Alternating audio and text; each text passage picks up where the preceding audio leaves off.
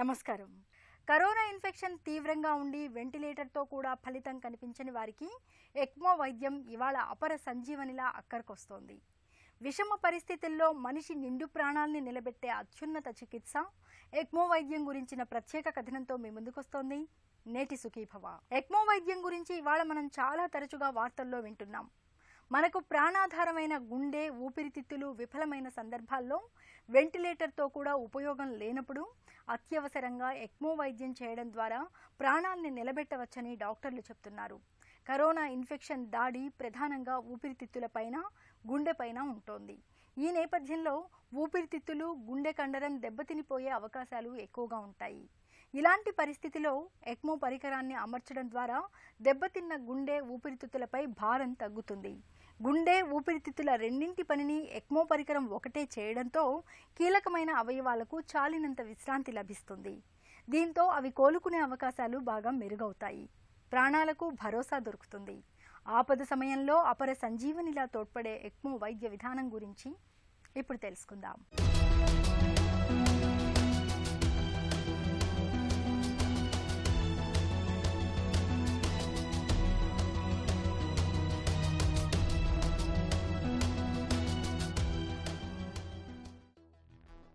రక్తం మనకు ప్రాణావసరం.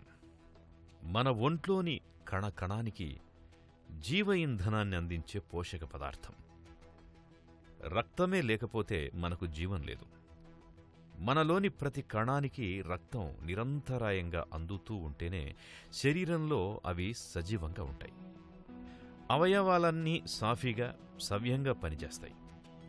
ఒకవేళ ఏదైనా కారణంతో రక్త సరఫరా నిలిచిపోతే ఒంట్లోని కణాలన్నీ నెమ్మదిగా చనిపోతూ మృత్యువు ముంచుకొస్తుంది. ఇంతటి ప్రాణావసరమైన రక్తాన్ని శరీరమంతా సరఫరా చేసేది గుండె. రక్తంలోకి ప్రాణవాయువును చేర్చడం అంటే ఆక్సిజనేషన్ ప్రక్రియని మన ఊపిరితిత్తులు నిర్వహిస్తూ ఉంటాయి. ఊపిరితిత్తులు సరిగ్గా పనిచేయకపోతే ఆక్సిజనేషన్ జరగదు. దీంతో ప్రాణవాయువు లేని చెడు రక్తమే ఒళ్లంతా తిరుగుతూ ఉంటుంది. దీంతో తగినంత ఆక్సిజన్ అందక అవయవాలన్నీ దెబ్బతినిపోతుంటాయి. అందుకే గుండె, ఊపిరితిత్తులు రెండూ సమర్థవంతంగా పనిచేస్తుండడం మన జీవికకి చాలా అవసరం. ఒకవేళ ఎవరికైనా ఈ రెండు వ్యవస్థలు విఫలమైతే వారి ప్రాణాలు ప్రమాదంలో పడ్డట్టే. ఇలాంటప్పుడు ఊపిరితిత్తులు బాగానే పనిచేస్తుంటే వెంటిలేటర్ మీద పెట్టి ప్రాణాలు కాపాడొచ్చు. కానీ అవి కూడా పనిచేయకపోతే ఆ ఊపిరితిత్తులు చేసే పని బయట యంత్రాలతో చేయించాల్సి వస్తుంది. ఇందుకు ఉపకరించే అద్భుతమైన చికిత్సా విధానమే ఎక్మో వైద్యం. ఎక్మో అంటే ఎక్స్ట్రా కార్పోరియల్ మెంబ్రేన్ ఆక్సిజనేషన్ అంటామండి. ఇప్పుడు నార్మల్గా సపోజ్ కిడ్నీస్ పనిచేయలేదనుకోండి, కిడ్నీ పనిచేయనప్పుడు కిడ్నీ చేసే పని చేయడానికి చేసే ప్రక్రియని డయాలసిస్ అంటాం. ఇది ఎందుకంటే డయాలసిస్ అనేది అందరికీ చాలామందికి తెలుసు కాబట్టి చెప్తున్నాను. సో ఇలా కిడ్నీ పని చేయనప్పుడు మెషిన్ ద్వారా ఆ కిడ్నీ చేసే పని చేయటాన్ని డయాలసిస్ అంటాం. సో అదేవిధంగా ఈ ఎక్మో అంటే ఇప్పుడు మన ఊపిరితిత్తులు సరిగ్గా పనిచేయనప్పుడు కానీ, లేదా హార్ట్ బాగా డ్యామేజ్ అయ్యి సరిపడినంత పని చేయనప్పుడు కానీ, ఈ ఊపిరితిత్తులు లేదా హార్ట్ మనకి రికవర్ అయ్యే అవకాశం ఉంది అని అనుకున్నప్పుడు వాడే ఈ పరికరాన్ని ఎక్మో అంటారు. ఇప్పుడు ఊపిరితిత్తులు ఏంటంటే ఏదైనా ఇన్ఫెక్షన్ వచ్చి, అంటే ఇటీవల కాలంలో మనం చూసిన కరోనా అనేది చాలామందిలో రావటం, వచ్చినప్పుడు ఊపిరితిత్తుల మీద ఎఫెక్ట్ పడటం అనేది జరగవచ్చు. అలాగే కరోనా కాకుండా ఇతర వైరల్ ఇల్నెస్లు, అంటే మామూలు సింపుల్ రెగ్యులర్ ఇన్ఫ్లుయెన్జా కానీ, స్పైన్ ఫ్లూ కానీ, లేదా ఇతర బ్యాక్టీరియల్ ఇన్ఫెక్షన్స్ వలన కూడా ఒక్కొక్కసారి లంగ్ బాగా ఎఫెక్ట్ అయి ఉన్నప్పుడు వీటికి వైద్యం చేస్తే ఆ అండర్లయింగ్ ఇన్ఫెక్షన్ అనేది క్లియర్ అయితే లంగ్స్ తిరిగి మామూలుగా పనిచేసే అవకాశం ఉంటుందన్నమాట. సో అంటే ఈ లంగ్స్ సరిగా పనిచేయలేకపోవటం అనేది టెంపరీగా ఉండే ఫినామినన్. సో ఇటువంటి సిచ్యువేషన్లో లంగ్స్ సరిగా పనిచేయనప్పుడు మనం వెంటిలేటర్ మీద పెడుతుంటాము. ఒక్కోసారి వెంటిలేటర్ మీద పెట్టినా ఫుల్ 100% ఆక్సిజన్ ఇచ్చినా కూడా లంగ్స్ అనేవి ఆక్సిజన్ లెవెల్స్ అనేవి సరిగా మెయింటైన్ అవ్వకుండా ఉండే అవకాశం ఉంటుంది. సో ఇటువంటి సిచ్యువేషన్లో మనం ఎక్మో పెట్టడం వల్ల ఆక్సిజన్ లెవెల్స్ ఇంప్రూవ్ చేయగలిగే అవకాశం ఉంటుంది. అంటే లంగ్స్ చేసే పని ఈ మెషిన్ చేస్తుంటుంది అనమాట. సో అలా చేయటం వల్ల మనం ప్రాణాపాయం జరగకుండా కాపాడవచ్చు. So that will give some time అనమాట. సో మనకి ఈ అండర్లయింగ్ ప్రాబ్లంకి, అంటే ఆ ఇన్ఫెక్షన్కి ట్రీట్మెంట్ చేసినప్పుడు ఆ ఇన్ఫెక్షన్ క్లియర్ అయితే లంగ్స్ అనేవి తిరిగి వాటంతట అవి పనిచేయటం లేదా లంగ్ ఫంక్షన్ అనేది ఇంప్రూవ్ అవ్వటం జరిగినప్పుడు మనం ఈ ఎక్మోని నెమ్మదిగా తొలగించే అవకాశం ఉంటుందన్నమాట. గుండెకు ఆపరేషన్ చేసే సమయంలో కొన్నిసార్లు గుండెను ఊపిరితిత్తులను పూర్తిగా ఆపేసి వాటి పనిని బయటే హార్ట్ లంగ్ మిషన్ అనే యంత్రంలో చేయిస్తూ సర్జరీని పూర్తి చేయడం పరిపాటి. అయితే ఈ హార్ట్ లంగ్ మెషిన్ని గట్టిగా 3 నుంచి 4 గంటలు, మరీ అవసరమైతే 6 నుంచి 8 గంటల వరకు వాడొచ్చు. అంతకుమించి ఈ సాధారణ హార్ట్ లంగ్ మిషన్ని వాడడం కష్టం. సుదీర్ఘకాలం అంటే ఎక్కువ రోజుల పాటు రక్తాన్ని శుద్ధి చేసి ఆక్సిజన్ని అందించాల్సిన అవసరం తలెత్తినప్పుడు ఎక్మో విధానం బాగా అక్కరకొస్తుంది. గుండె ఊపిరితిత్తుల పనిని బయటే కృత్రిమంగా చేయిస్తూ ఉంటాం కాబట్టి ఈ రెండింటికి పూర్తి విశ్రాంతి చిక్కి అవి త్వరగా కోలుకుంటాయి. కృత్రిమంగానే అయినా ఒంట్లో రక్త సరఫరా తగ్గకుండా చూస్తూ ఉంటాం కాబట్టి ఒంట్లో అవయవాలేవి దెబ్బతినే ప్రమాదం ఉండదు. దెబ్బతిన్నా కూడా వాటినే బలవంతాన పనిచేయించాలని చూడకుండా గుండెకి ఊపిరితిత్తులకి పూర్తి విశ్రాంతి, కోలుకునేంత సమయం ఇవ్వడం అనేది ఎక్మో వైద్యంలోని మూల సూత్రం. ఎక్మో అనేది హార్ట్ లంగ్స్ చేసే పనిని టెంపరీగా సపోర్ట్ చేయడానికి పనిచేస్తుంది. కేవలం ఆ హార్ట్ లేదా లంగ్స్ రికవర్ అయ్యే అవకాశం ఉంది అని అనుకున్నప్పుడు కానీ, లేదా రికవర్ అవ్వవు, మనం దానికి ఫర్దర్గా ట్రాన్స్ప్లాంట్ లాంటివి ఏమైనా చేయడానికి ప్లాన్ చేస్తున్నప్పుడు కానీ బ్రిడ్జ్ కింద మనకి ఈ ఎక్మో అనేది హెల్ప్ చేస్తుంది. లంగ్స్లో ఒక ప్రధానమైన కారణం ఇన్ఫెక్షన్, అది కోవిడ్ కావచ్చు లేదా నాన్ కోవిడ్ ఇతర వైరల్ ఇల్నెస్ల వల్ల కూడా ఇలా జరగటం జరుగుద్ది. కొన్నిసార్లు అక్యూట్ రెస్పిరేటరీ డిస్ట్రెస్ సిండ్రోమ్ అంటాం, ARDS అంటాం. సో దానివల్ల కూడా ఈ విధంగా జరగటం జరుగుతుంది. ఇవన్నీ రివర్సిబుల్ కాజెస్ అన్నమాట. అదేవిధంగా కొన్ని సందర్భాల్లో ఏంటంటే ఊపిరితిత్తులకు వెళ్ళే రక్తనాళాల్లో క్లాట్స్ అడ్డం పడి పల్మరీ ఎంబాలిజం అంటాం. సివియర్ పల్మరీ ఎంబాలిజం వచ్చినప్పుడు లంగ్ ఫంక్షన్, ఆక్సిజన్ లెవెల్స్ బాగా తగ్గిపోతాయి, హార్ట్ ఫంక్షన్ కూడా తగ్గిపోతుంది. అటువంటి సందర్భంలో కూడా ఆ క్లాట్ని మెల్ట్ చేసాం అనుకోండి, ఆ క్లాట్ కరిగే విధంగా మందులు ఇచ్చినప్పుడు క్లాట్స్ కరిగితే తిరిగి హార్ట్ లంగ్స్ నార్మల్గా వచ్చే అవకాశం ఉంటుంది. సో ఈ పరిస్థితుల్లో కూడా ఎక్మోన్ అనేది కొన్ని సందర్భాల్లో వాడటం జరుగుతుంటుంది. ఇప్పుడు హార్ట్ విషయానికి వస్తే, ఇప్పుడు తీవ్రమైన హార్ట్ అటాక్ వచ్చినప్పుడు హార్ట్ పంపింగ్ బాగా తగ్గిపోవచ్చు. సో అటువంటి సందర్భంలో బీపీ బాగా పడిపోయి మనకి శరీరానికి అవసరమైనంత బ్లడ్ హార్ట్ పంప్ చేయలేకపోవచ్చు. బట్ ఇటువంటి సందర్భంలో మనకి హార్ట్ ఫంక్షన్ తిరిగి రివైవ్ అయ్యే అవకాశం ఉంది అని అనుకున్నప్పుడు, అంటే హార్ట్కి వెళ్ళే బ్లడ్ సర్క్యులేషన్ మనం ఇంప్రూవ్ చేస్తే కొంతమందిలో హార్ట్ ఫంక్షన్ అనేది గ్రాడ్యువల్గా రికవర్ అయ్యే అవకాశం ఉంటుందన్నమాట. సో ఇటువంటి సందర్భంలో కూడా ఎక్మో అనేది మనకి హెల్ప్ చేస్తుంటుంది. అదేవిధంగా మయోకార్డైటిస్ అంటాం, అంటే హార్ట్లో ఇన్ఫెక్షన్స్, వైరల్ ఇన్ఫెక్షన్స్ కానీ ఇతర ఇన్ఫ్లమేషన్స్ కానీ ఉన్నప్పుడు కూడా హార్ట్ ఫంక్షన్ టెంపరీగా తగ్గిపోవచ్చు అనమాట.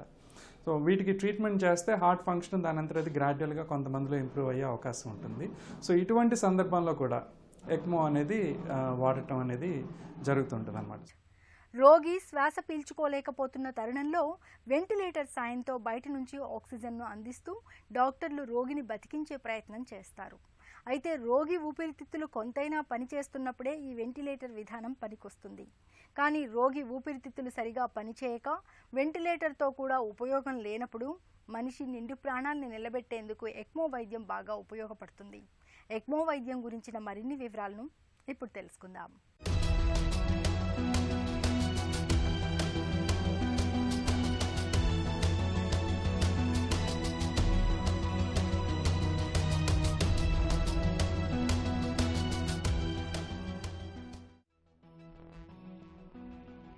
Extra corporeal membrane oxygenation therapy, వాడుకలో ఎక్మో వైద్యంగా పిలిచే ఈ విధానంలో రోగి రక్తాన్ని ఒక గొట్టం ద్వారా బయటకు తీసుకొచ్చి ఒక యంత్రంలో దానిని శుద్ధి చేసి ఆ మంచి రక్తాన్ని తిరిగి శరీరంలోకి ఎక్కిస్తారు.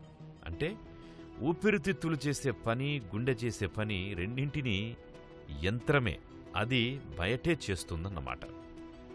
ఎవరికైనా గుండె, ఊపిరితిత్తులు రెండూ విఫలమైపోతే అప్పుడు ఎక్మో పద్ధతి ఉపయోగపడుతుంది. ఈ యంత్రంలో రోగి శరీరంలోని రక్తనాళాల్లోకి లేదా నేరుగా గుండెలోకి అమర్చేందుకు ప్రత్యేకమైన గొట్టాలుంటాయి. ఈ గొట్టాలను రోగి మెడ దగ్గర నుంచి గాని తొడ దగ్గర గాని లోనికి పంపి రక్తనాళాల్లోకి అమరుస్తారు. ఈ గొట్టాలను బయట ఎక్మో యంత్రానికి అనుసంధానిస్తారు. ఇది రోగి రక్తాన్ని ఒక గొట్టం ద్వారా బయటకు తీసుకొచ్చి యంత్రంలో ఆక్సిజనేషన్ చేసి ప్రాణవాయువుతో కూడిన మంచి రక్తాన్ని శరీరంలోని వివిధ భాగాలకు అందిస్తుంది. అంటే ఊపిరితిత్తులు, గుండె ఈ రెండింటి పనిని ఎక్మో బయట నుంచి చేస్తుందన్నమాట. గుండె, ఊపిరితిత్తుల పనిని బయటే కృత్రిమంగా చేయిస్తూ ఉండడం వల్ల వాటికి విశ్రాంతి దొరుకుతుంది. తద్వారా అవి త్వరగా కోలుకుంటాయి. అలాగే శరీరంలో అవయవాలు దెబ్బతినే ప్రమాదము తప్పుతుంది. ఎక్మోలో బ్రాడ్గా 2 వెరైటీస్ ఉంటాయండి. ఒకటేమో వీనోవీనస్ ఎక్మో అంటాము, లేదా వీనో ఆర్టీరియల్ ఎక్మో అంటాం అనమాట. వీనోవీనస్ ఎక్మో అనేది బేసికల్గా ఏంటంటే మన బ్లడ్ని వెయిన్ నుంచి తీసి మళ్ళీ వెయిన్లోనే పెడుతుంటాం అనమాట. కేవలం లంగ్స్ మాత్రమే ఎఫెక్ట్ అయ్యి హార్ట్ ఫంక్షన్ అంతా నార్మల్గా ఉన్న పరిస్థితిలో లంగ్స్ని మాత్రమే సపోర్ట్ చేయాలి అని అనుకున్నప్పుడు ఈ వీనోవీనస్ ఎక్మో అనేది వాడటం జరుగుతుంటుంది అనమాట. ఇంకా రెండో పద్ధతి ఏంటంటే వీనో ఆర్టీరియల్ ఎక్మో అంటాం. వీనో ఆర్టీరియల్ ఎక్మో అంటే మనం బ్లడ్ వెయిన్ నుంచి తీసి ఆర్టరీలోకి పంప్ చేస్తుంటాం అనమాట. అంటే మెషిన్ ద్వారా బ్లడ్ని సర్క్యులేట్ చేసి ఆక్సిజనేట్ చేసి తిరిగి ఆర్టరీలోకి పంప్ చేయడం అనేది జరుగుతుంటుంది అనమాట. సో ఈ వీనో ఆర్టీరియల్ ఎక్మో అనేది ఇప్పుడు ఊపిరితిత్తులు యాజ్ వెల్ యాజ్ హార్ట్ కూడా సరిగా పనిచేయనప్పుడు, హార్ట్ కూడా సపోర్ట్ కావాలి అని అనుకున్నప్పుడు ఈ వీనో ఆర్టీరియల్ ఎక్మో అనేది వాడటం జరుగుతుంటుంది అనమాట. వీనోవీనస్ ఎక్మోలో ఏం చేస్తామంటే మన గజ్జల్లోని ఉండే వెయిన్, ఫెమరల్ వెయిన్ అంటాము. సో అక్కడ నుంచి ఒక క్యాన్యులా అనేది వెయిన్లోకి పెట్టడం జరుగుతుంది. అందులోంచి బ్లడ్ తీసుకుని ఎక్మో మెషిన్ ద్వారా సర్క్యులేట్ చేసి జూగులర్ వెయిన్లో, అంటే మన నెక్లో ఉండే వెయిన్ ఒకటి ఉంటుందండి, జూగులర్ వెయిన్ అంటాం. ఆ జూగులర్ వెయిన్లో కూడా ఇంకొక క్యాన్యులా పెట్టి ఆ క్యాన్యులా ద్వారా బ్లడ్ తిరిగి పంప్ అవుతుంటుంది. అంటే గజ్జలోని వెయిన్ ద్వారా బ్లడ్ని మెషిన్లోకి పంప్ చేసి ఆ మెషిన్ నుంచి తిరిగి నెక్లోని వెయిన్ ద్వారా బాడీలోకి పంప్ చేస్తుంటాం. దీన్ని వీనోవీనస్ ఎక్మో అంటాం అనమాట. అదే వీనో ఆర్టీరియల్ ఎక్మో ఏంటంటే గజ్జల్లోని ఒక రక్తనాళం ద్వారా ఆ వెయిన్ ద్వారా బ్లడ్ని బయటికి తీసుకుని మెషిన్లో ఆక్సిజనేట్ చేసి ఆ బ్లడ్ అంతా ఆర్టరీ, అంటే రెండో సైడ్ ఉండే గజ్జలోని ఆర్టరీ, ఫెమరల్ ఆర్టరీ అంటాం, దానిలోంచి క్యాన్యులా లోపలికి పెట్టి దాని ద్వారా బ్లడ్ పంప్ చేయటం అనేది జరుగుతుంటుంది. దీన్ని వీనో ఆర్టీరియల్ ఎక్మో అని అంటుంటాం అనమాట. సో వీనోవీనస్ ఎక్మో వాడాలా, వీనో ఆర్టీరియల్ ఎక్మో వాడాలా అనేది పేషెంట్ అండర్లైన్ కండిషన్ బట్టి మనం డిసైడ్ చేస్తుంటాం. ఎక్మో వైద్యం ఉన్నట్టుండి గుండె లేదా ఊపిరితిత్తుల పనితీరు దెబ్బతిన్న వాళ్లకి బాగా ప్రయోజనకరం. ఎక్మో విధానంలో సాధారణంగా 2 నుంచి 3 వారాల పాటు చికిత్సను అందిస్తారు. ఊపిరితిత్తుల వైఫల్యం కారణంగా ఎక్మో పరికరం అమర్చిన వాళ్లకి ఫలితాలు బాగుంటున్నాయి. వీరిలో 70 నుంచి 80% మంది కోలుకుంటున్నారు. గుండె దెబ్బతినడం వల్ల ఎక్మో పెట్టిన వాళ్లలో ఫలితాలు అంత గొప్పగా ఉండడం లేదు అని వైద్య నిపుణులు చెబుతున్నారు. అయితే ఈ ఎక్మో వైద్యంలోనూ కొన్ని సంక్లిష్టతలున్నాయి. ఎక్మో చికిత్స కోసం రక్తాన్ని బయటికి తీసుకొచ్చేందుకు, మళ్లీ లోపలికి పంపేందుకు గొట్టాలను అమర్చడం చాలా కష్టమైన పని. రక్తస్రావం అవడం, రక్తపు గడ్డలు ఏర్పడడం, రక్తనాళాలు చిట్లిపోవడం వంటి సమస్యలు తలెత్తుతుంటాయి. ఇన్ఫెక్షన్ల బెడద ఉంటుంది. అలాగే రక్తాన్ని బయట శుద్ధి చేస్తుండే క్రమంలో కొన్నిసార్లు రక్తంలోని ప్లేట్లెట్లు, తెల్ల రక్త కణాల వంటివి దెబ్బతినిపోతుంటాయి. ఇది మరో సమస్య. అయితే వైద్యులు వీటిని నిరంతరాయంగా పర్యవేక్షిస్తూ ఉంటారు. ఈ ఎక్మో వైద్యం అనేది కేవలం అది హార్ట్ని, లంగ్స్ని సపోర్ట్ చేయడానికి మాత్రమే, కొంత పేషెంట్ ట్రీట్మెంట్ కొంత సమయం దొరకడానికి మాత్రమే పనిచేస్తుందండి. ఎక్మో అనేది ట్రీట్మెంట్ కాదు, ఓన్లీ సపోర్ట్ కోసం పనిచేస్తుంటుంది. సో ఈ ఎక్మో అనేది మనం ఎంతకాలం పేషెంట్కి వాడుతున్నాం అనే దాన్ని బట్టి సమస్యలు కూడా వచ్చే అవకాశాలు ఉంటాయి. ఇప్పుడు ఈ ఎక్మో ట్రీట్మెంట్ అనేది కొద్ది మందికి కొన్ని గంటల్లోనే లేదా 1-2 రోజుల్లోనే డిస్కంటిన్యూ చేయటం అనేది జరగవచ్చు. కొద్ది మందిలో మాత్రం కొన్ని వారాల పాటు ఇది వాడాల్సిన అవసరం రావచ్చు అనమాట. సో ఎక్కువ రోజులు ఈ ఎక్మో మీద ఉన్నప్పుడు ప్రాబ్లమ్స్ వచ్చే అవకాశాలు కూడా పెరుగుతాయి. ఎందుకంటే ఇప్పుడు ఎక్మో వాడుతున్నప్పుడు మనం బ్లడ్ని మెషిన్ ద్వారా సర్క్యులేట్ చేయాలి. సో అలా సర్క్యులేట్ చేయడానికి మనం బ్లడ్ థిన్నింగ్ ఇంజెక్షన్స్ అనేవి కంటిన్యూస్గా ఇస్తూ ఉండాలన్నమాట. ఆ బ్లడ్ థిన్నర్ మోతాదు కొంచెం ఎక్కువైనా తక్కువైనా, లేదా మనం సరైన మోతాదులో ఇచ్చినా కొన్ని సందర్భాల్లో బ్లీడింగ్ అవ్వటం అనేది జరగవచ్చు. ఆ ఇంటర్నల్గా బ్లీడింగ్ అవ్వటం అనేది కొంతమందికి బ్రెయిన్లో బ్లీడింగ్ అవ్వచ్చు, లేదా మన క్యాన్యులాస్ ఎక్కడైతే పెట్టామో అక్కడ అవ్వచ్చు, లేదా కడుపు భాగంలోని ఇంటర్నల్ బ్లీడింగ్ అవ్వచ్చు. సో ఇలా ఇంటర్నల్ బ్లీడింగ్ అనేది కొద్ది మందిలో జరిగే అవకాశం ఉంటుంది. రెండోది ఏంటంటే ఇప్పుడు కొన్ని సందర్భాల్లో బ్లడ్ క్లాట్స్ ఏర్పడటం కూడా జరగవచ్చు. అంటే ఈ మొత్తం సిస్టంలో బ్లడ్ బయటికి తీసి లోపలికి పంప్ చేస్తున్నాం కాబట్టి సిస్టంలో ఎక్కడైనా కూడా బ్లడ్ క్లాట్స్ ఏర్పడి ఆ క్లాట్స్ మన శరీరంలోని వివిధ రక్తనాళాలకు వెళ్ళి వాటి వలన కూడా మేజర్ కాంప్లికేషన్స్ వచ్చే అవకాశాలు ఉంటాయి. మూడోది ఏంటంటే కామన్ ప్రాబ్లం ఇన్ఫెక్షన్స్ అండి. మనం ఎక్కువ రోజులు ఈ మెషిన్ వాడే కొద్దీ బికాస్ మనం బ్లడ్ని బయటికి తీసి లోపలికి పంప్ చేస్తున్నాం కాబట్టి ఇన్ఫెక్షన్స్ వచ్చే అవకాశాలు కూడా సమయం పెరిగే కొద్దీ పెరుగుతుంటాయి అన్నమాట. ఎక్మో వైద్యం అనేది ఉన్నట్టుండి గుండె లేదా ఊపిరితిత్తుల పనితీరు దెబ్బతినిపోయిన వాళ్ళకి బాగా అక్కరకొస్తుంది. గుండె ఊపిరితిత్తులు క్రమేపీ దెబ్బతినిపోయే వాళ్లకు ఎక్మోతో పెద్దగా ఉపయోగం ఉండదు. వాళ్లకు గుండె ఊపిరితిత్తుల మార్పిడిని సరైన పరిష్కారంగా చెప్తారు నిపుణులు. ఆపద సమయంలో అపర సంజీవినిలా ఆదుకునే ఎక్మో వైద్యం గురించిన మరిన్ని వివరాలను ఇప్పుడు తెలుసుకుందాం.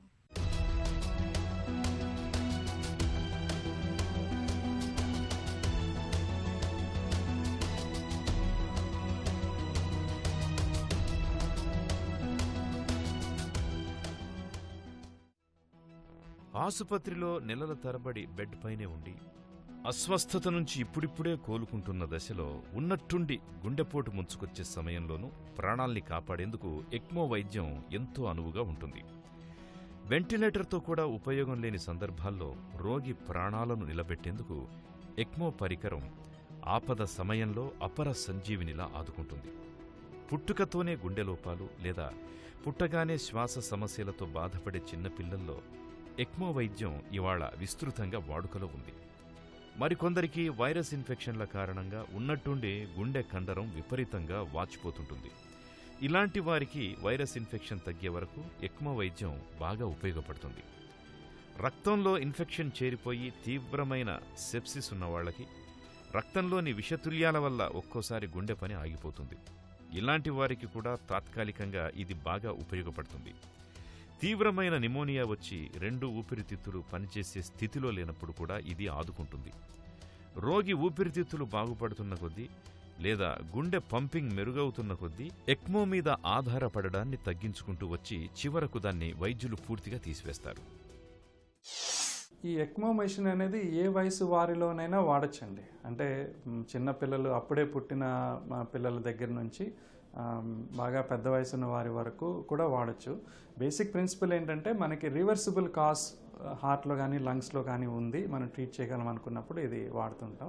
సో చిన్నపిల్లల్లో కూడా ఒకసారి మైకార్డైటిస్ అంటాం, అంటే హార్ట్ పంపింగ్ ఇన్ఫెక్షన్ వలన తగ్గటం, ఇన్ఫ్లమేషన్ వలన తగ్గటం ఉన్నప్పుడు దానికి ట్రీట్ చేస్తే ఇంప్రూవ్ అవుతుంది. కాబట్టి ఎక్మో వాడటం అనేది చిన్నపిల్లల్లో కూడా జరుగుతూ ఉంటుంది. ఇన్ఫ్యాక్ట్ ఎక్మో వైద్యం అనేది ముందు చిన్నపిల్లల్లోనే స్టార్ట్ అయ్యి తర్వాత పెద్దవారికి వాడటం అనేది జరిగింది. ఒక పేషెంట్ని ఎక్మో మీద పెట్టినప్పుడు లంగ్స్ కానీ హార్ట్ కానీ ఫంక్షన్ ఎలా ఉందనేది ముందు బేస్ లైన్ అసెస్ చేస్తాము. వాటి ఫంక్షన్ గ్రాడ్యువల్గా ఇంప్రూవ్ అవుతున్నప్పుడు మనకి తెలుస్తుంటుంది. అంటే ఉదాహరణకి ఊపిరితిత్తుల ఫంక్షన్ ఇంప్రూవ్ అయ్యి ఆక్సిజన్ లెవెల్స్ కొంచెం బెటర్ అవుతున్నాయి అని అనుకున్నప్పుడు, వెంటిలేటర్ మీద ఉంచి మనం ఆక్సిజన్ ఇస్తున్నప్పుడు లెవెల్స్ బెటర్ అవుతున్నాయి అని అనుకున్నప్పుడు గ్రాడ్యువల్గా ఎక్మో సపోర్ట్ అనేది తగ్గిస్తుంటాం. అలా ఎక్మో సపోర్ట్ తగ్గించినా కూడా మనకి ఆక్సిజన్ లెవెల్స్ గ్రాడ్యువల్గా ఇంప్రూవ్ అవుతున్నాయి అని అనుకున్నప్పుడు నెమ్మదిగా ఈ ఎక్మో మెషిన్ అనేది తొలగించడం జరుగుతుంటుంది. అదేవిధంగా హార్ట్ కూడా, హార్ట్ ఫంక్షన్ బాగా తక్కువ ఉన్నప్పుడు దానికి మనం వైద్యం చేసి హార్ట్ పంపింగ్ ఫంక్షనింగ్ ఇంప్రూవ్ అవుతుంది అని అనుకున్నప్పుడు గ్రాడ్యువల్గా బ్లడ్ ప్రెషర్స్ ఇంప్రూవ్ అయ్యి కార్డియక్ అవుట్పుట్ అంటామంట, హార్ట్ పంప్ చేసే విధానం బెటర్ అవుతున్నప్పుడు నెమ్మదిగా ఎక్మో సపోర్ట్ తగ్గించి మన హార్ట్ తనంతట అదే సపోర్ట్ చేసుకుంటుంది అని అనుకున్నప్పుడు ఈ ఎక్మోని తొలగించడం అనేది జరుగుతుంటుంది. ఇది ఇట్స్ ఎ గ్రాడ్యువల్ ప్రాసెస్ అండి. అంటే మనకి పేషెంట్ ఓన్ హార్ట్ లంగ్స్ పనితీరుని బట్టి నెమ్మదిగా తగ్గించడం అనేది జరుగుతుంటుంది. అది ఇలాగా తగ్గించడం తీసేయటం అనేది కొద్ది రోజుల నుంచి కొన్ని వారాల పాటు కూడా కొన్ని సందర్భాల్లో ఎక్మో మిషన్ అనేది ఉంచడం జరుగుతుంది. కొన్నిసార్లు ఏమవుతుందంటే మనకి ఈ ఎక్మో మిషన్ పెట్టినప్పుడు హార్ట్ కానీ లంగ్ కానీ రికవర్ అవుతాయా లేదా అనేది మనకు తెలియదు. కొద్ది మందిలో ఏంటంటే రికవర్ అవుతాయనే ఉద్దేశంతో పెడతాం.